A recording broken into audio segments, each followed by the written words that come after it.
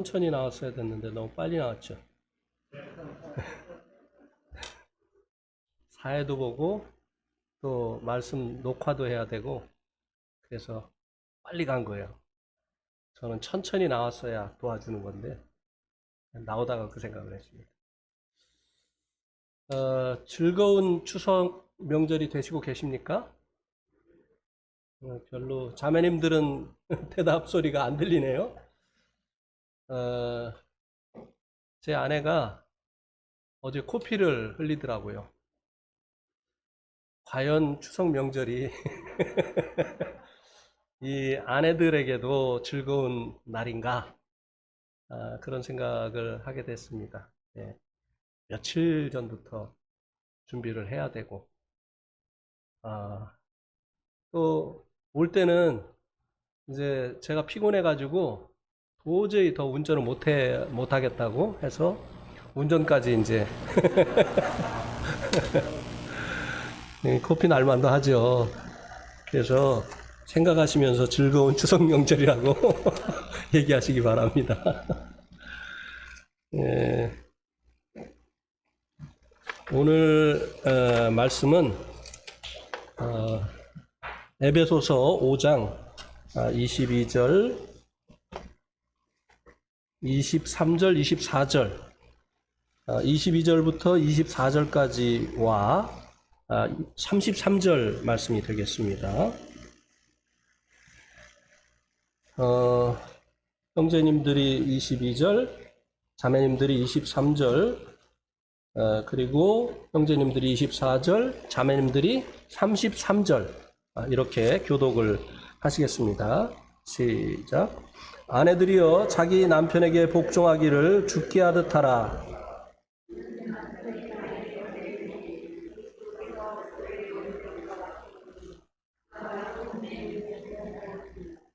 그러므로 교회가 그리스도에게 하듯 아내들도 범사에 자기 남편에게 복종할지니라.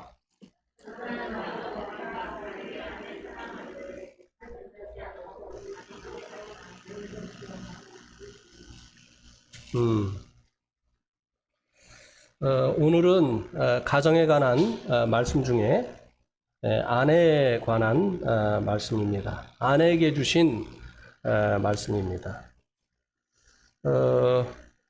다시 한번 마태복음 7장 1절과 4절 말씀을 보시고 오늘 말씀을 이제 나누도록 하겠습니다. 마태복음 7장 1절과 4절. 마태복음 7장 1절에 보면 비판을 받지 아니하려거든 비판하지 말라. 다음에 4절 보라 내 눈 속에 들보가 있는데 어찌하여 형제에게 말하기를 나로 내 눈 속에 있는 티를 빼게 하라 하겠느냐. 이 말씀은 산상수훈의 결론에 해당하는 말씀입니다.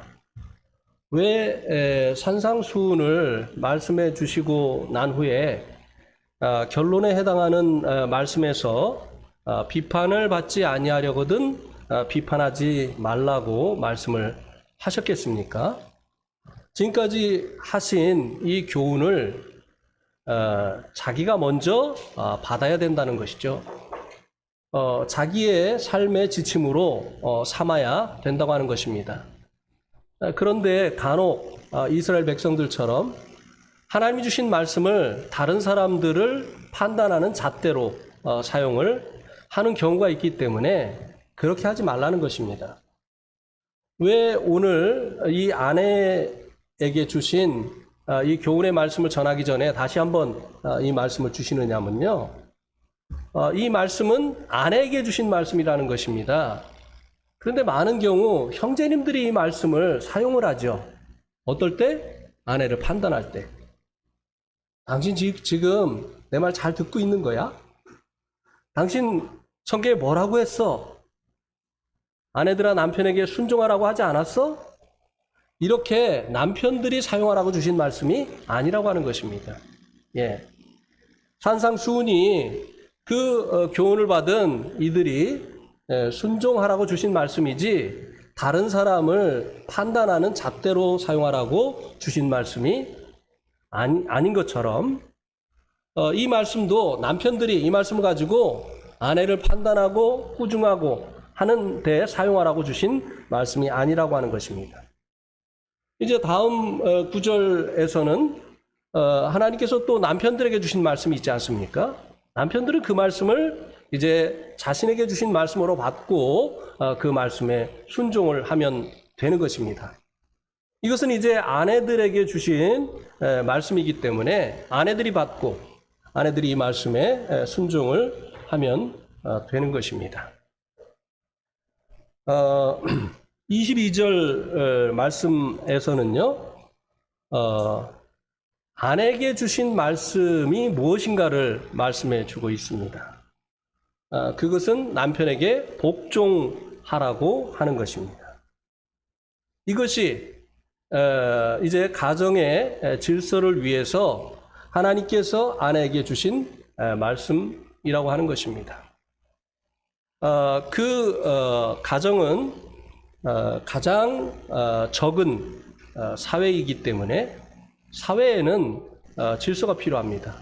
그래서 질서를 유지하려면 그 사회에 주어진 법이라든지 규범을 지켜야만 되는 것입니다. 우리들이 이제 지금 이 대전이라고 하는 이 사회 속에서 다른 사람들과 더불어서 살고 있습니다. 그래서 이제 더불어서 살아가기 위해서 여러 가지 사회 규범 그리고 이제 법이 있습니다. 이런 것들을 지켜야만 우리가 이제 질서 있게 살아갈 수 있게 되어지는 것이죠. 교통 질서만 해도 그렇지 않습니까? 빨간불은 무슨 표시죠? 정지. 근데 이제 이 빨간불에 그냥 속력을 내서 달리는 사람들 때문에 문제가 생기는 것이 아닙니까? 또 파란불은 무슨 표시죠? 가라고, 가시오라고 하는 표시입니다. 근데 어떤 사람들은 그 짧은 사이에 그냥 인터넷, 핸드폰 이렇게 보고 있다가 가라고 하는데도 안 가가지고 뒤에 사람들도 못 가게 만드는 또 이런 경우가 있지 않습니까? 예. 남에게 피해를 주는 거예요. 법을 지키지 아니하면. 근데 이제 제일 곤란한 게 뭐죠? 노란색. 노란색은 무슨 표시죠? 빨리 지나가라고 하는 그 표시죠. 예. 속력을 내가지고, 전속력을 내가지고. 아니에요? 아니죠.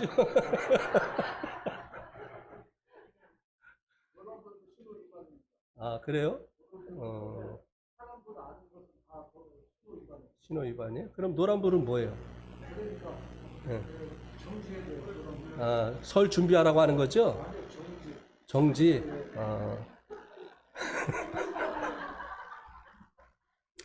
근데 많은 분들이 노란불은 빨리 최고의 속력으로 거기를 지나가라고 하는 그런 이제 사인으로 이해를 하고 있는 것 같아요. 임경수 선생님 어떻게 이해를 하고 계셨어요?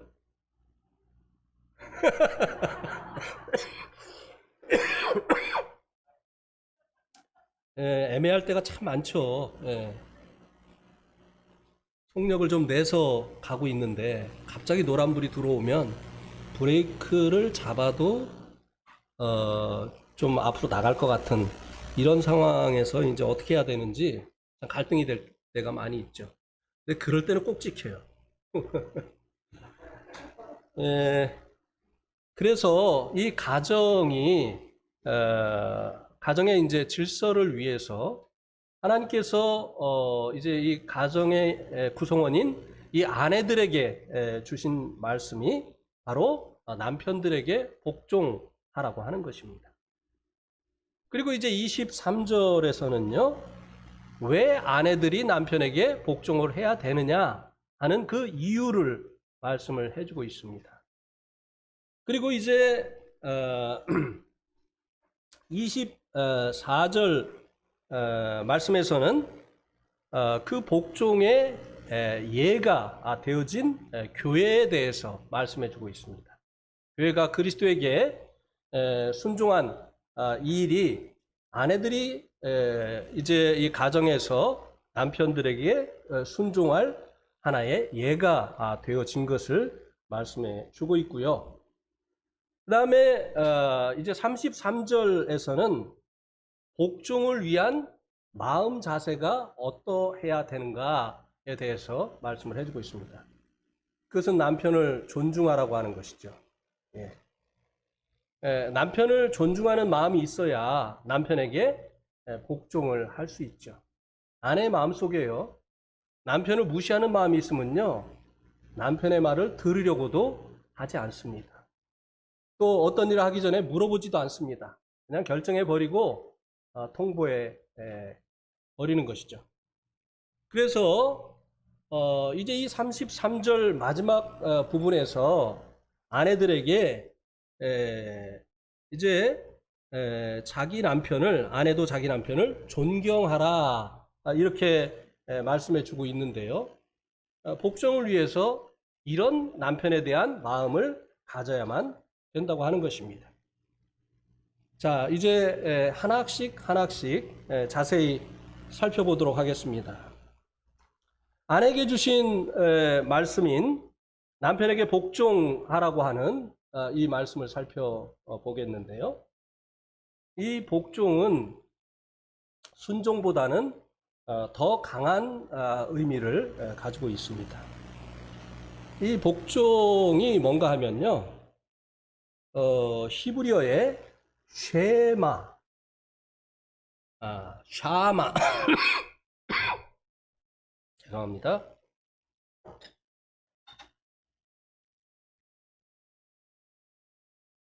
쉐마가 아니고 샤마. 히브리어의 이 복종이라는 말이 샤마라고 하는 그런 단어입니다. 그런데 이 샤마는 쉐마에서 왔어요. 쉐마는 많이 들어보셨죠?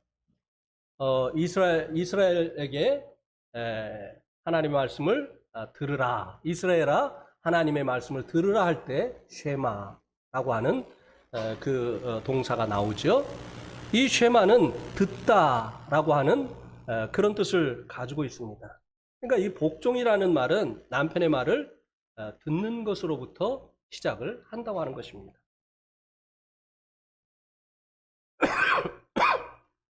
그래서요, 남편에게 복종을 하려고 하는 아내들은요, 남편의 말을 듣는 일에 먼저 주의를 기울인다고 하는 것입니다. 그래서 남편에게 복종하기를 원하는 이 아내들은요, 먼저 남편의 말에 주의를 기울여야 한다고 하는 것입니다. 그리고 남편의 뜻을 알 수 없을 때는 물어야 되는 것이죠. 그리고 이제 남편의 뜻을 물어볼 수 없는 그런 상황이라고 한다면 전에 이런 일들에 대해서 남편이 어떻게 말했는가, 남편이 어떻게 하기를 원했는가를 살피면서 남편의 뜻을 헤아려야 한다고 하는 것입니다. 그리고 어떤 일을 하기 전에 남편과 상의를 하고 그 일에 대해서 남편이 결정하도록 하고 남편이 결정한 것에 대해서 따라야 한다고 하는 것입니다. 이렇게 하게 될 때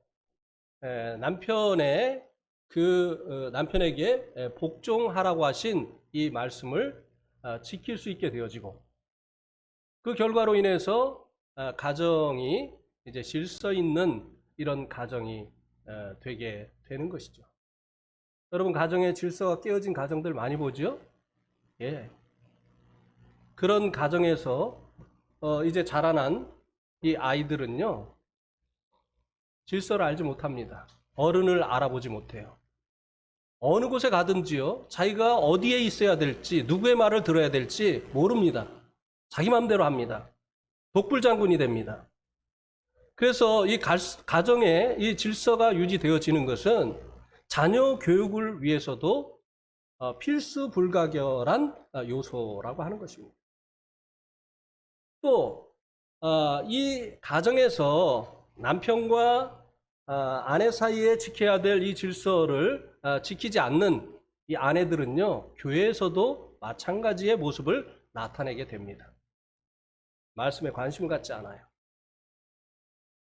성경 공부하는 것에 관심을 갖지 않습니다. 그냥 얘기하고 뭐 이런 것들은 좋아하는데 성경 공부하자 하면 싫어해요. 그리고 말씀에 대해서 관심을 갖지 않습니다. 그리고 또 이제 영적인 문제가 있을 때 영적인 이 문제가 있으면 스스로 말씀을 보지 않죠. 그 말씀에 순종할 마음이 없으니까. 지금 자기가 잘못하고 있는 것을 포기할 마음이 없으니까 이제 말씀을 보지 않게 되죠. 그리고 또 말씀을 듣기 위해서 교회에 나오지 않게 됩니다. 교회 나온다 할지라도 예배만 달랑 드리고 그리고 도망을 가죠. 이렇게 이제 가정에서 이제 남편에게 복종하는 것이 안 되어지는 이 아내들은요, 교회에서도 똑같은 모습을 보인다고 하는 것입니다. 그러면 이 아내가 이제 23절에 나와 있는데요. 아내가 왜 이제 남편에게 복종을 해야 되느냐고 하는 것입니다. 남편보다 똑똑한 아내들 많잖아요. 그죠? 남편보다 많이 배운 아내들 많이 있습니다. 남편보다 머리가 명석한 이런 아내들 많이 있습니다. 남편에게 묻지 않고 자기가 결정해서 하면 더 좋을 것 같은 그런 아내들이 많이 있어요. 그죠? 그런데 왜 성경은 아내들에게 남편에게 복종을 하라고 했느냐고 하는 것입니다. 그 이유를 이제 23절에서 말씀해 주고 있는데요. 이는 남편의 머리됨이, 이 남편이 가정의 머리라고 하는 것입니다. 아내가 남편에게 복종해야 될 그 이유는 하나님께서 남편을 그 가정의 머리로 세우셨기 때문이라고 하는 것입니다. 머리라고 하는 말은 그 가정의 가장을 하나님께서 남편으로 세우셨다고 하는 것입니다. 모든 이 사람들이 모이는 이 사회에는요, 거기에 머리가 있습니다. 자, 가정의 그 머리를 가장이라고 하죠.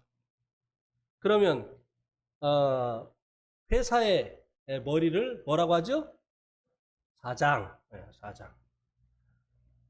학교의 머리를 뭐라고 하죠? 교장. 그 다음에 군대의 머리를 뭐라고 하죠?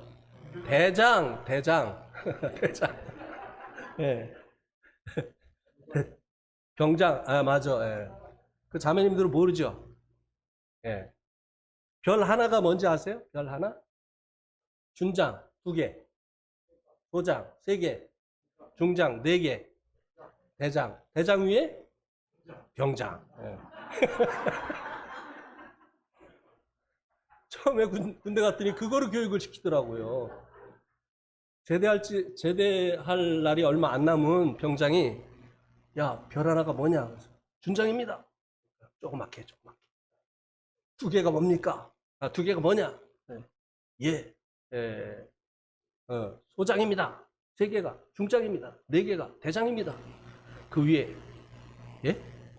원수요? 그러니까 자식 빠져가지고 병장이다. 그래가지고 그 다음부터 알았죠. 사실은 그렇지 않습니다. 대장입니다. 군대의 대장은, 군대의 머리는 대장이죠. 그래서 그 각 사회에는 그 각 사회에 이제 대장들이 있죠. 머리들이 있죠. 그래서 그 사회 구성원들은 그 머리의 지시를 받아야 되고 그들의 그 명령을 순종하고 군대 같은 경우는 복종을 해야 되는 것이죠. 군대에서 만약에 명령을 불복하면 그거는 이제 징계를 받는 그런 사유가 되어집니다. 물론 뭐 가정에서 가장의 말을 듣지 않는다고 뭐 군대처럼 영창에 가둔다든지 이렇게 하지는 않지만, 하나님께서 주신 이것은 이제 질서이기 때문에 이 질서를 지키지 않게 되어지면 문제가 생기게 되어진다고 하는 것입니다. 자, 창세기 2장 18절 말씀을 보시면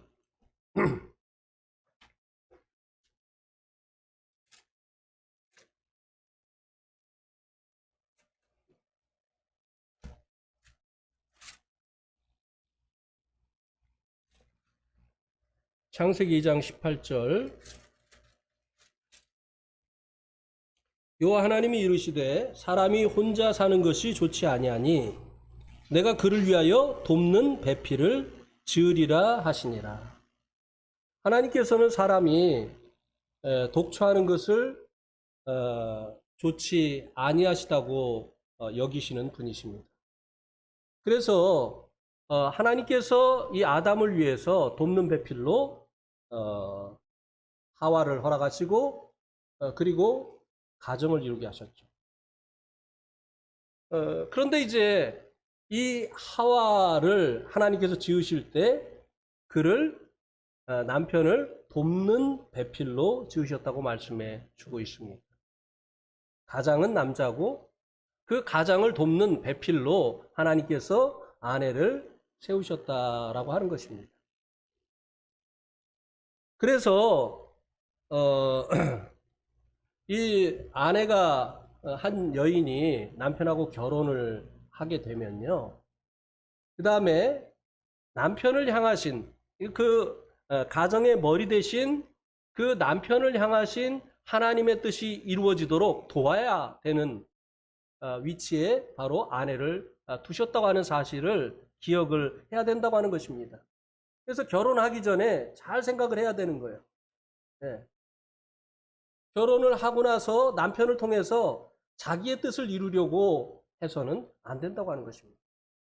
머리되는 이 남편을 향하신 하나님의 뜻이 이루어지는 일을 위해서 내가 돕는 배필로 하나님께서 이 가정에 세우셨다라고 하는 사실을 기억을 해야 된다고 하는 것입니다. 이것을 기억하지 못하고 이제 이 자리가 바뀐다든지, 그리고 이제 어떤 일을 할 때 이 질서를 지키지 않게 되어지면 거기에서 가정의 문제가 시작이 되어지는 것이라고 하는 것입니다. 우리 한번 디모데전서 2장 11절에서 15절 말씀을 한번 보시겠습니다. 디모데전서 2장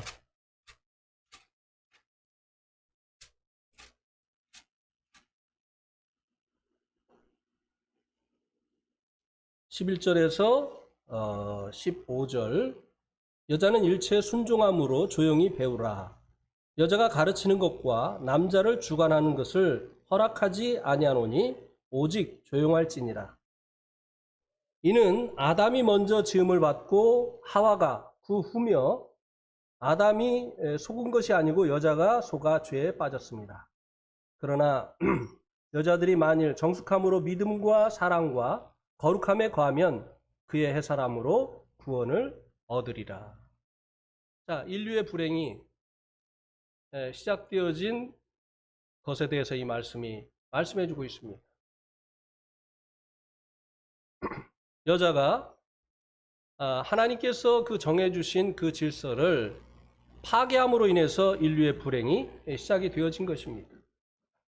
하나님께서 이 아담을 먼저 지으시고 그리고 이 아담의 갈비뼈를 취해서 돕는 배필로 하나님께서 하와를 지으셨는데 이 여자가 사단의 그 유혹을 받고 남편과 어떻게 해야 될지 상의하지 않았어요.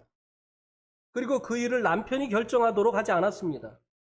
자기가 결정을 해서 오히려 남편을 주관하는, 남편을 권해서 남편도 먹게 하는 이런 일을 함으로 인해서 이 질서가 무너지게 되어졌고, 이 일로 인해서 이제 인류의 불행이 시작이 되어졌다고 하는 것입니다. 모든 지금 이 세상에 일어나고 있는 사람들을 불행하게 하는 이런 일들의 근원이 바로 이 죄잖아요. 하나님께 대한 이 불순종의 이 죄로 인해서 세상의 전쟁과 그리고 모든 이 사람들 사이에 있는 이런 이제 다툼, 이런 것들이 이 죄로 말미암아 일어난 것이라고 하는 것입니다. 그래서 이 질서를, 이 가정의 질서를 지키지 아니하면 그 가정은 이제 불행해지기 시작한다고 하는 사실을 기억을 해야 되는 것입니다. 그래서 아내가 남편보다 더 많이 배우고 똑똑하고 그렇다 할지라도 하나님께서 남편을 가장으로 세우셨기 때문에, 머리로 세우셨기 때문에, 그래서 아내가 남편에게 순종을 해야 된다고 하는 것입니다. 남편이 돈을 많이 벌어올 때, 또 남편이 잘 진급을 할 때, 남편이 나보다 학력이 좋을 때, 그럴 때만, 그런 남편에게만 순종하라고 말씀하시지 않으셨어요. 그거 상관없습니다. 조건이 없어요. 하나님께서 가장으로 남편을 세우셨기 때문에 아내들은 남편에게 순종해야 된다고 하는 것입니다. 복종해야 된다고 하는 것입니다. 그의 뜻이 무엇인지 알고, 듣고, 그리고 물어보고, 그리고 어떤 일이 있을 때 그가 그 일을 결정할 수 있도록 하고, 결정하면 따르는 것이 이 돕는 배필인 아내가 해야 될 그와 같은 일이라고 하는 것입니다. 물론 남편이 올바른 결정을 할 수 있도록 기도할 수 있죠. 그리고 좋은 조언을 해줄 수가 있습니다. 그런데 그렇게 하지 마요. 그렇게 하면은 안 돼요. 이렇게 하세요. 이게 아니에요. 이렇게 하는 것이 좋지 않을까요? 여기까지만 하면 되는 거예요. 제가 저희 어머니 그 예화를 많이 들어드리지 않습니까? 어머님이 하루는 저에게 이런 말씀을 하셨어요. 현웅아, 너희 아버지는 내가 하라면은 절대로 안 해. 도대체 너희 아버지는 왜 이렇게 내 말을 안 듣는지 모르겠다. 그렇게 얘기를 하셨어요. 그래서 제가, 어머니, 하나님이 남자는 가정의 머리로 세우셨기 때문에 원래 남자들은 그래요. 좋은 것도요, 여자가 하라고 하면 안 해요. 그러니까 이거는 하나님이 세우신 그 질서기 때문에 그래요. 그래서 어머니, 그렇게 하지 마세요. 이렇게 하세요. 이렇게 하지 말고요. 이렇게 하는 것이 더 좋지 않겠어요? 여기까지만 하세요. 그러면 아버지가 생각하고 아버지가 결정하고 그것이 더 좋은 것이면 할 거예요. 근데 자꾸 하라고 하니까 안 하는 거예요. 우리 자매님들이 지혜로워야 되는 거예요. 남편에게 복종하라고 하니까 그냥 뭐 조언도 안 하고 기도도 안 하고 그냥 맨날 마음속에는 이제 불만이 쌓이면서, 에이, 남편이니까 순종하라고 했으니까, 복종하라고 했으니까, 이렇게 하시지 말고요. 그렇게 할 수 있다면 참 성숙한 분이죠. 남편에서 기도하세요. 남편이 올바른 결정을 할 수 있도록, 머리 대신 하나님의 뜻을 쫓아서 남편이 어떤 결정을 하고 영적인 그런 결정을 할 수 있도록, 영적인 것을 우선순위에 두고 어떤 일을 결정할 수 있도록 남편을 위해서 간절히 기도하세요. 남편이 잘못된 결정을 하려고 할 때 남편보다 더 일찍 일어나서 눈물로 기도해 보세요. 남편이 일어나서 아내가 눈물로 기도하는 것을 듣고 마음을 고칠 것입니다. 그리고 이제 조언을 해줄 수가 있죠. 조언을 할 때는 지혜롭게 해야 됩니다. 남편을 무시한다든지, 그것을 깎아내린다든지, 이런 말을 먼저 하고 하는 것은 절대 남편이 받아들이지 않습니다. 예. 받아들이는 남편도 있기는 해요. 예. 그 회사에 진정한 사장이 아닌데, 실권자는 따로 있는데, 사장을 가끔 세워놓기도 하죠. 이런 사장을 무슨 사장이라고 하죠? 다 아시네. 예. 바지 사장. 예. 근데 아내들이요, 너무 똑똑해가지고 바지 남편을 만들어 놓은 가정들이 적지가 않더라고요. 예. 그 가정의 모든 결정이라든지 가정을 이제 인도해가는 그런 일을 아내가 해요. 그러니까 남편은 뭐예요? 바지 남편. 이 바지 사장이라는 말이 어디서 유래됐는가 제가 인터넷에서 찾아봤더니요. 바지선에서 유래를 했다고 하더라고요. 바지선. 바지선이 뭔지 아세요? 무동력 배. 그 바지 이 배는 자기 스스로 움직일 수가 없어요. 그래서 동력선에 의해서 끌려가는 거죠. 그러니까 그가 회사의 사장으로 세워져 있지만 그 회사를 이제 경영하는 경영자는 따로 있는 거예요. 그럴 때 아무런 그 결정권이 없는, 아무런 실권이 없는 이런 사장을 바지 사장이다 이렇게 얘기를 하죠. 허수아비 같은 그런 존재죠. 예, 자매님들, 여러분의 남편을 허수아비를 만들어 놓잖아요. 그러면요, 그 남편은요 어디 가서도 인정받지 못합니다. 아내에게 인정받지 못하는 남편은요 어디에 가서도 길을 피지 못해요. 예, 그리고 인정받지 못합니다. 자신감이 없어요. 가장 가까운 아내도 인정하지 않는데 누구에게 인정을 받을 것이라고 기대를 하겠어요. 예.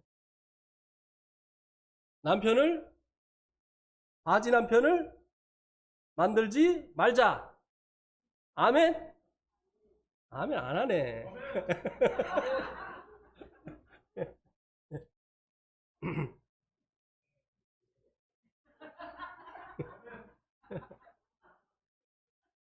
예. 예?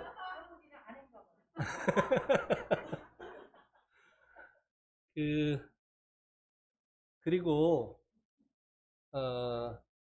남편이 자기가 이렇게 잘 조언을 했는데도, 자기 뜻에 반하는 결정을 할 때가 있잖아요. 그때 어떻게 해야 되죠? 기도해야 되죠? 근데 어떻게 하죠, 그때? 데모하잖아요. 예. 얼굴 표정부터 딱 변해가지고, 말 걸어도 말도 안 하고, 예. 그러면서 이제 그거 되돌리려고 데모하잖아요. 이것도 불순종이에요. 그렇게 하지 마세요. 단 마음으로 복종을 하게 될 때, 혹 잘못된 남편이 결정을 하면요, 그때부터 하나님이 다루십니다. 예. 아내를 위해서라도, 하나님 앞에 바로 서 있는 이 아내를 위해서라도, 또 그 가정을 위해서 하나님께서 남편이 잘못된 결정을 했을 때 남편을 교훈하시고 하나님께서 고치시는 이런 일을 하시게 되는 거예요. 내가 남편을 고치려고 하면요, 자꾸 문제만 생깁니다. 예. 그러니까 나중에는 남편이 어떻게 하죠? 뭐 남편에게 물어봐. 아, 당신이 알아서 해. 왜? 자기가 결정해도 또 뒤집어 놓으니까. 아이고, 또 그렇게 데모하면 어떡할까? 어? 이 걱정되는 거예요. 그러니까, 아, 당신 알아서 해. 네. 그렇게 되는 거죠. 지금 그런 가정 여기 있습니까? 없죠. 오늘 고향에 간 가정이 많아가지고 모르겠네. 네.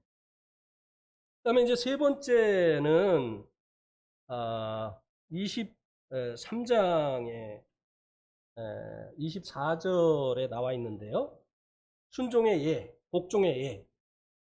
교회가 그리스도에게 하듯 아내도 범사에 자기 남편에게 복종할지니라.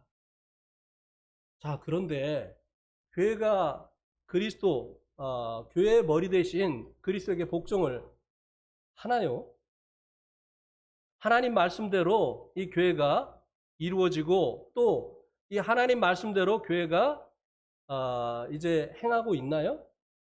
여기서 말씀해주고 있는 이 교회는 정상적인 교회를 얘기하는 것입니다. 하나님의 말씀과 전혀 다른 모습을 하고 있는 이런 비정상적인 교회를 말씀해주고 있는 것은 아닙니다. 예. 자, 교회가 그리스도에게 복종을 하는 그 표를 머리에 가지고 있죠. 정상적인 교회는. 우리 한번 히브리서 11장 10절 말씀을 한번 보시겠습니다.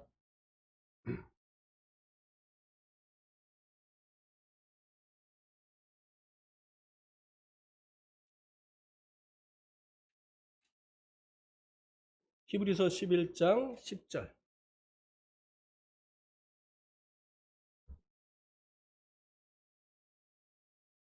그러므로 여자는 천사로 말미암아 권세 아래 있는 표를 그 머리 위에 둘지니라. 교회 안에 여자들이 머리에 너울을 쓰는 것은 권세 아래 있는 표를 갖는 것이다 라고 말씀해 주고 있습니다. 제가 어디라고 했어요? 여기서 왜 히브리서가 나왔지? 고린도전서인데 너울에 관한 말씀. 참네. 죄송합니다. 왜 그렇게 눈들을 이상하게 뜨고 저를 쳐다보시나. 고린도전서 11장 10절에 보면 다시 읽겠습니다. 그러므로 여자는 천사들로 말미암아 권세 아래 있는 표를 그 머리에 둘지니라. 그래서 정상적인 교회는 우리는 권세 아래 있습니다 라는 이 표로 너를 씁니까 안 씁니까? 교회는 이 교회의 머리는 사람이 아니고 그리스도입니다 라고 하는 이 표로 우리는 그분의 권세 아래 있습니다 라고 하는 이 표로 머리에 너울을 쓰잖아요. 이 권세라고 하는 것은요, 남을 복종시키거나 지배할 수 있는 공인된 권리나 힘을 이야기합니다. 그래서 이 교회가 머리에 너울을 썼다고 하는 이 말의 의미는 뭐냐면 이 교회의 구성원들이 머리 대신 주님께 복종하고 그분이 이제 지배할 수 있습니다라는 것을 인정하는 것이에요. 또 주님이 세우신 이 질서 아래 우리들은 있습니다라는 이런 고백의 표라고 하는 것입니다. 그런데 머리에 너울은 썼는데 가정에서 바지 남편을 만들면 머리에 너울을 쓴 이 의미가 있을까요? 정선은 자매님, 없죠? 정선은 자매님 잘하고 계시기 때문에 얘기하는 거예요. 만약에 못하고 있는 분 이름을 불러봐요. 다음 주에 안 나올지도 몰라요.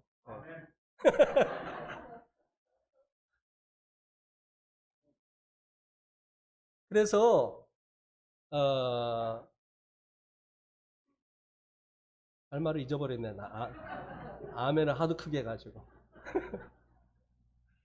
그래서 이제 이 교회가, 이 정상적인 이 교회는 사람의 뜻이 아닌 머리 대신 주님의 그 뜻을 쫓아서 모이고 그리고 또 교회 안에서 모든 일들을 행하지 않느냐고 하는 것입니다. 자, 주님께서 교회의 이 성도들을 제사장 삼으시어서 영과 진리 안에서 예배하라고 말씀하셨죠. 그래서 정상적인 교회는 모여서 예배를 드리는 거예요. 그죠? 우리가 모이는 가장 중요한 일 중에 하나가 바로 예배예요. 그런데 이 주님이 머리가 되시지 않은 이런 교회들의 특징이 뭐냐면은 사람 중심으로 모여요. 주님이 중심이 되어져야 되는데, 그래서 주님의 말씀에 순종해야 되는데, 복종해야 되는데, 사람이 머리가 된 이런 교회들은 그 사람들이 만들어 놓은 교리, 이 규범, 이런 것을 따라서 교회가 이제 그 교회 안에서 모든 일들을 행하게 되죠. 자, 한번 물어보겠습니다. 예배의 대상은 누구시죠? 예배의 대상은 누구시죠? 하나님. 네. 그러면 말씀 시간에 그 말씀의 대상은 누구죠? 말씀의 대상은 누구죠? 성도들. 그죠? 그러면 예배는 하나님을 위한 시간이에요. 예배의 대상은 하나님이에요. 그럼 이 말씀 시간, 성도들을 위한 이 시간이 예배입니까? 아닙니까? 아니에요. 예. 이 교회의 집회는요, 대상이 세수로 구분이 됩니다. 교회에 이제 여러 가지 집회가 있는데, 이 집회들의 그 대상이 셋으로 구분돼요. 누가 한번 얘기해 보세요. 네, 첫 번째 하나님. 하나님이 대상인 집회는 뭐라고 하죠? 우리가 예배. 그 다음에 두 번째는 성도. 성도가 대상인 집회는 뭐죠? 예, 말씀, 성경 공부, 뭐 이런 거죠. 그 다음에 또 구도자가 대상인 집회는 뭐죠? 전도. 예. 그런데 이것이 이제 이렇게 되어지는 것이 이제 주님이 머리가 되신 정상적인 교회인데 오늘날 이 주님이 머리가 되어지지 아니한 이런 교회들의 모습 속에서는 하나님이 대상이 되어져야 되는 이 예배가 사라져 버렸어요. 그리고 목사가 말씀하는 그 시간을 뭐라고 합니까? 예배라고 얘기를 해요. 이게 주님께서 머리가 되신 이 교회의 모습이 아니라고 하는 것입니다. 예. 그리고요, 이 복음을 누구에게 전해야 되는지 이것도 이제 잘 분별을 못하죠. 복음의 대상은 불신자잖아요. 그런데 지금은 이제 저희 아버님이 분별력이 생기셨는데요. 이번에는 갔더니 제가 지난번 갔을 때 침례에 관한 말씀을 이제 가정 집회에서 제가 전했는데 그때 아버지가 얹히셨어요. 보니까 오해를 하시고 마치 주님의 그 대속하신 은총으로 죄사함을 받았다 할지라도 침례를 안 받으면 구원이 확실하지가 않다. 제가 그렇게 말한 것으로 아버지가 오해를 해가지고 계속 고민을 하고 계셨던 거예요. 내가 이렇게 하다가 침례 안 받고 이제 내가 얼마 살지 모르겠는데 내가 이렇게 하다가 침례 안 받고 죽으면 정말 천국에 갈 수 있을까? 막 그 고민을 하고 계셨던 거예요. 그래서 어제 이제 그 부분에 대해서 이제 또 가정 집회에서 말씀을 전해 드렸는데요. 옛날에 저희 아버님이 이제 이 복음을 깨닫고 구원받기 전에 그냥 그 말씀 전하는 것을 다 오늘 복음 전했다고 그렇게 얘기하십니다. 뭐 그냥 성도들한테 11조 철저히 11조 해야 된다고 이 11조를 철저히 해야지 이 11조 하는 것은 천국 가는 계단을 이제 이렇게 쌓는 건데 이 11조 한번 떼어먹으면 천국 가는 계단 하나 없어지는 거라고. 두 번 떼어먹으면 두 개 없어진다고. 세 번 떼어먹으면 세 개 없어지는겨. 그러면 세 개 없어지면 그 다음에 어떻게 할게요? 점프할게요? 이렇게 해놓고 복음 전했다고 이렇게 말씀을 하셨거든요. 근데 이 복음의 대상이 누구인지를 몰라요. 주님께서 머리가 되신 주님의 이 말씀을 따라서 분별력 있게 하나님을 섬기는 이런 교회에서는 이런 것들을 너무나 쉽게 구분하잖아요. 우리 성도님 다 구분했잖아요. 하나님의 대상인 집회는 예배, 구도자들이 대상인 집회는 복음 집회, 그리고 또 성도들이 대상인 이 집회는 말씀 집회. 이렇게 구분을 하는데 이런 것들을 구분을 못한단 말이죠. 어쨌든 교회가 복음을 전하잖아요. 왜요? 머리 대신 주님이 명령하셨으니까. 정상적인 교회는 그리스도에게 복종을 하게 되는 것입니다. 그리고 교회에 장로들을 세우잖아요. 주님께서 말씀하셨기 때문에. 그리고 구원받은 것으로 끝나지 않잖아요. 근데 저희 아버지가 이상한 병이 걸리셨더라고요. 영적으로. 구원받았으니까 됐다고 하는 이런 게 있어요. 굳이 그러면은 예수님 보혈로 내가 구원받았으면 됐지. 침례를 왜 받아야 되냐? 나 옛날에 세례 받았는데. 구원과 상관이 없는데 침례를 왜 받아야 되느냐? 이 정상적인 교회는 주님이 말씀하신 대로 순종하게 되지요. 그래서 성도들을 양육하고 또 성도들을 영접을 할 때 침례를 베풀게 되고 또 서로 사랑하고 이렇게 교회가 그리스도에게 복종을 하는 이 예를 통해서 아내들이 남편에게 복종을 해야 되는 이런 본을 배울 수 있게 되어진다고 하는 것입니다.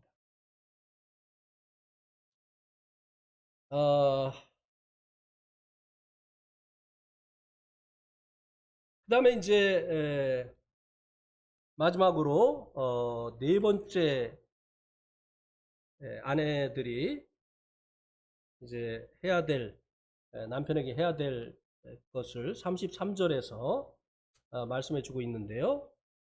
그것은 맨 마지막 부분에 있죠. 33절 맨 마지막 부분에 아내들도 자기 남편을 어떻게 하라고요? 존경을 하라. 예. 이 존경을 하라고 하는 것은요, 높이고 귀중히 여기라고 하는 것입니다. 그러면 이제 높이고 귀중히 여기는 그 대상은 호칭부터 어떻게 하죠? 달라지죠. 그래요, 안 그래요? 높이고 존중하는 그 대상을 부를 때, 야, 이렇게 부를 수 있어요? 이거는 벌써 존중을 안 하는 거예요. 예. 아내가 남편을, 야, 이리 와. 이렇게 한다고 하면, 이거는요, 정말 존중하는 게 아니라 무시하는 거예요. 그렇게 남편을 부르면서 나는 남편을 존중하고 있다? 거짓말하는 것입니다. 예. 그것이 남편과 더 친근감을 느끼게 하는 것이라고 핑계를 하는데요. 성경은 그렇게 가르치고 있지 않아요. 예. 남편을 존중하라고 말씀해 주고 있습니다.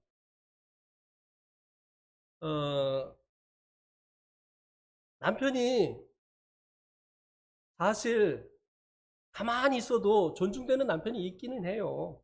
돈도 잘 벌어다 주고, 직장에서 진급도 착착 하고, 또 똑똑하고, 또 인품도 뛰어나고, 예. 이러면 이제 존경이 저절로 되는데, 그렇지 않은 경우가 있잖아요.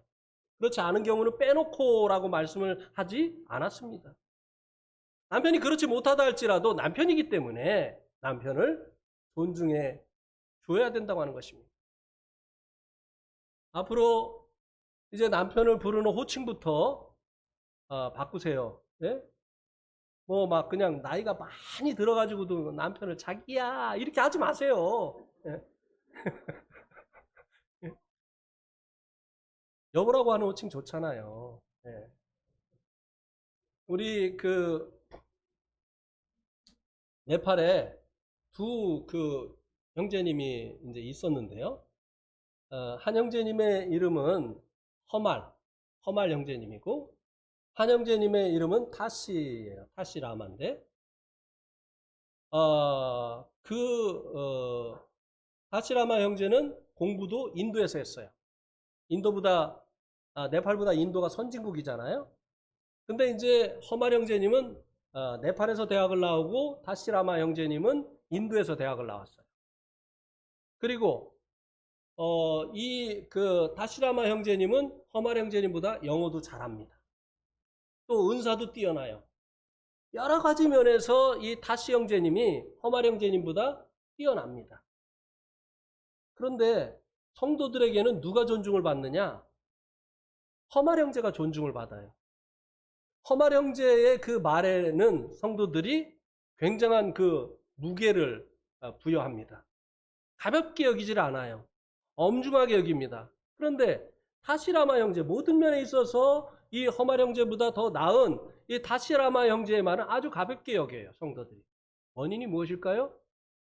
아내가 남편을 존중하느냐 안 하느냐의 차이. 이 타시라마의 그 형제의 이 아내는 같은 대학을 나왔어요. 그리고 정말 똑똑합니다. 모든 것을 잘해요, 정말. 이 자매는. 근데 영적으로는 똑똑하지 못한 거죠. 왜냐하면 자기 남편을 부를 때 띠미라고 부릅니다. 띠미. 그러니까 네팔 그 인칭 대명사가 4개로 나눠지거든요. 4개. 극존칭. 이거는 왕들에게 이제 사용하는 그 존칭이에요. 아줄 이러면은 이 왕이나 그렇게 이제 높은 지에 있는 사람들을 부를 때 아줄 이렇게 부릅니다. 네. 그 다음에 이제 두 번째는 존칭어예요. 존칭해서 이제 누구를 부를 때 떠빠이라고 부릅니다. 그 다음에 이제 평성은 그게 뭐냐면은 띠미예요, 띠미. 네, 만만한 사람을 부를 때 띠미, 친구를 부를 때 띠미. 그 다음에 짐승이나 하인을 부를 때 떵, 이렇게 불러요, 떵. 근데 이 자매님은 자기 남편을 부를 때 띠미라고 불러요. 화가 나지요? 떵이라고 불러요. 네. 이 떵은 한국말로 하면 뭐냐면 야 이놈아 이렇게 하는 거예요. 그보다 더 할 수도 있어요. 제가 그건 말 못하는데. 예. 야 이놈아 더 할 때 나오는 거 있죠. 예? 야이 있잖아요. 그러니 아내가 자기 남편을 이렇게 낮춘단 말이죠. 사람들 있는 데서도 막 띠미 막 이렇게 하고 말이죠. 한 번도 이 자매가 자기 남편을 떡바이 아주리라고 부르는 거 못 봤어요. 지금도 안 그럴 거예요. 예. 그렇게 가정 세미나를 하고 그렇게 했는데도 안 변해요. 왜? 남편이 자기보다 더 배우기를 했나? 똑똑하기를 하나? 돈을 잘 벌어오나? 사역한다고 해가지고 그냥 월급도 맨날 조금 받아가지고 힘들게 하고 말이죠. 예. 그래서 이제 그렇게 하는데 이 형제와 비교해 볼 때 전혀 미치지 못하는 이 허말 형제는요. 그 아내가 이 허말 형제를 부를 때 어떻게 부르냐면 허줄이라고 불러요. 허줄. 왕에게 붙이는 그 호칭을 붙여요. 그러니까요. 다른 사람도 허말 형제를 함부로 부르지 못해요. 허말 형제의 그 말을요. 가볍게 여기질 않습니다. 네.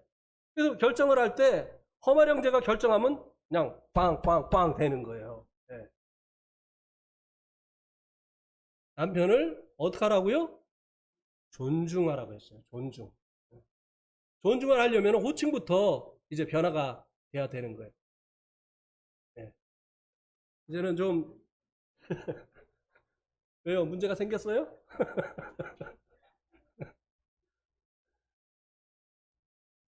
그래서 아내에게 인정받는 남편 치고요. 당당하지 않은 남편 없습니다. 교회에서 당당하지 못한 그런 그 이유 중에 하나가요. 아내에게 인정받지 못하기 때문에. 네. 아내가 존중해주지 않기 때문에 그럴 수 있는 가능성이 크다는 것이. 네. 그래서 남편이 교회 안에서 또 직장에서 또 사람들과의 관계 속에서 당당한 사람으로 나타나기를 원하신다고 한다면 자매님들은 아내들은 자기 남편을 이제 존중을 해야 된다고 하는 것입니다. 만약에 이제 남편이 불신자인 경우는 어떻게 해야 하느냐고 하는 것입니다. 남편이 불신자인 경우. 남편이 불신자인 그런 경우에는요. 신앙에 관한 잘못된 요구를 하는 경우만 빼놓고 그러니까 교회 가지 말라고 한다든지 제사 지내자고 한다든지 이렇게 하는 것 외에는 남편이 불신자라 할지라도 그에게 결정을 하게 하고 그리고 그가 결정하는 일을 역시 따라야 된다고 하는 것입니다. 그렇게 해야 그 사람을 얻을 수 있다고 성경이 말씀해 주고 있어요. 당신은 마귀야. 이렇게 하면서 이렇게 하면요. 그 남편을 얻을 수가 없어요. 네. 그래서 남편이 불신자라 할지라도 자녀 교육에 관한 문제라든지 또 금전을 사용하는 문제라든지 부모를 공경하는 이런 문제라든지 남편이 결정할 수 있도록 남편에게 그 권한을 주고 그리고 남편이 결정했을 때 예 알겠습니다 하고 따르게 되어지면요. 이것이 하나님께서 원하는 것이고 그렇게 하게 될 때 남편을 얻을 수 있게 되어지는 것입니다. 한 자매님이 있었는데요. 이 자매님이 먼저 구원을 받으셨어요. 그런데 이 남편의 직업이 뭐냐면요. 지금도 그런 게 있는지 모르겠는데요. 밤업소에서 나팔을 부는 일이었어요.